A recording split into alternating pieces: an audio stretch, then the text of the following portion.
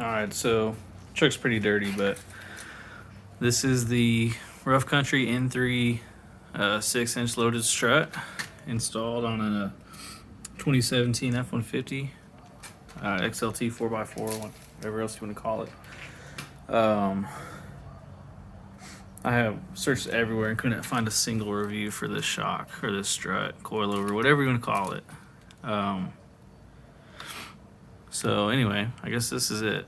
So the install obviously is pretty straightforward if you've ever done any type of work on suspension, especially front suspension, changing coilovers. It's really not that difficult. Just gotta be careful with what you're doing and be aware of where you're putting your jack and your jack stands, things like that. Just be careful. As far as the review of it, there's really not that big of an improvement over the stocks. Maybe slightly, which I just have the stocks with a 6-inch spacer on top, and I really just wanted to get rid of that spacer.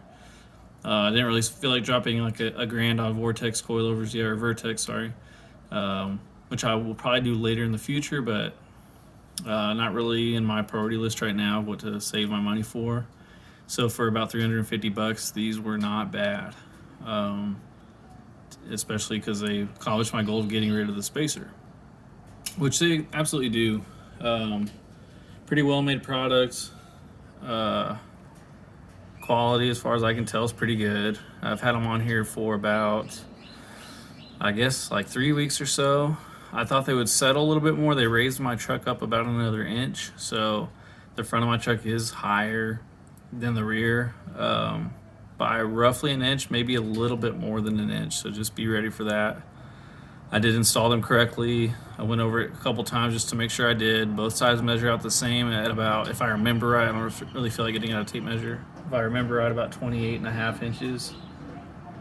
On the rear measures at like 27 and like a quarter or something like that. So a little bit more than an inch, if I remember right.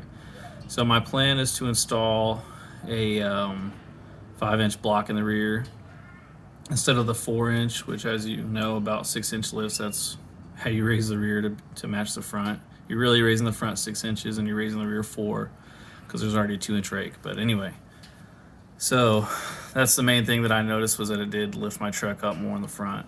So there's a 5-inch block that I can't remember the name of the company that sells it and makes it. There's multiple out there, roughly about $150, which to me is not bad.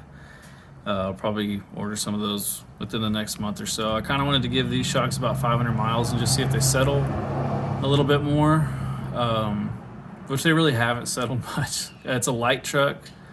These things are well made. They're pretty solid, so the height that they're sitting at is probably where they're going to sit at. So that does kind of suck, but overall it's not bad. And then this is the first time I'll check out the CV angles here. CV axle. The angle's not great, but I don't think that's going to cause any issues. It's not a hard angle. I don't see that boot slipping off. And if it does, CV axles are not expensive to replace. Not that I'm looking forward to doing it. Hopefully I won't have to, but they're a relatively inexpensive part. And I wouldn't mind replacing them for the way the truck looks and the way the truck performs too. And I'll keep my 4-inch blocks just in case any future coilover lowers the truck back to 6 inches. So anyway, that's my review of these. The first and only one, I guess, will probably be found on the internet. The Rough Country website only allows 5-star reviews on there for whatever reason, as you can imagine. So this is my honest review of them. They're about the same as stocks, maybe slightly better. And for the price, they can't really beat it for the price. Obviously, it's the only one I found.